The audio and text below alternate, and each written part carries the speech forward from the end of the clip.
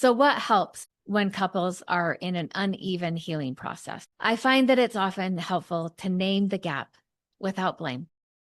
Just name it. Like right now in our individual work, it's taking us on paths that seem really far apart. And we have to believe that eventually these paths are going to come back much closer and parallel with each other. It helps to stay curious instead of trying to control. It helps to let grief and growth coexist. And it gets helpful to understand that trust often lags behind changed behavior. So you can change your behavior, and it can still take a minute for trust to catch up to that. And then the last thing I would say that is helpful during uneven healing is regulating with your partner, not ahead of them, because that would feel like weaponizing where you are and against where they are. So instead, we have to regulate with our partner. Sometimes I'll use the analogy of any track at a high school. Often, you can go and in the early morning hours of the summer or when school is in, you can see people walking the track or running the track just for exercise. And I'll say, let's say that you and I show up to this local high school and there's a handful of people out walking the track. And I lean over and I ask you, who's ahead? Who do you think's winning this? I mean, we could point to the person who at that moment is ahead, but we don't know that they're actually ahead.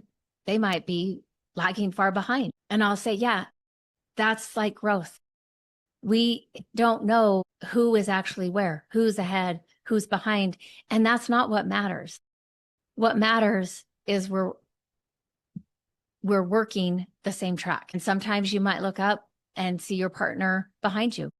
Sometimes you might look up and see your partner ahead of you. That doesn't really mean anything, but that's not dangerous. That's just how healing and growth happens. So can relationships survive uneven healing? Yes. When both partners stay engaged in their work and they stay accountable and curious. But no, they can't survive uneven healing when growth becomes control or when responsibility is avoided entirely. And sometimes healing doesn't save the relationship. It clarifies it. I've worked with some couples where they decide to end their relationships and the goal becomes a healthy divorce and healthy co-parenting. And that doesn't mean healing failed. When uneven healing shows up, it's not just personal, it's patterned. And understanding those patterns helps couples stop blaming each other and start seeing what actually needs caring for. So if healing feels uneven in your relationship right now, keep this in mind.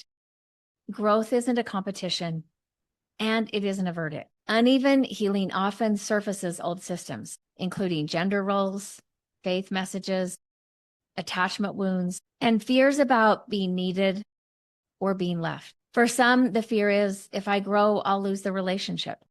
For others, it's, if you grow, I'll become unnecessary. But healing asks a different question. Not, do you still need me? But can we choose each other freely, honestly, without shrinking? Because the deepest form of connection isn't built on dependence. It's built on mutual choice.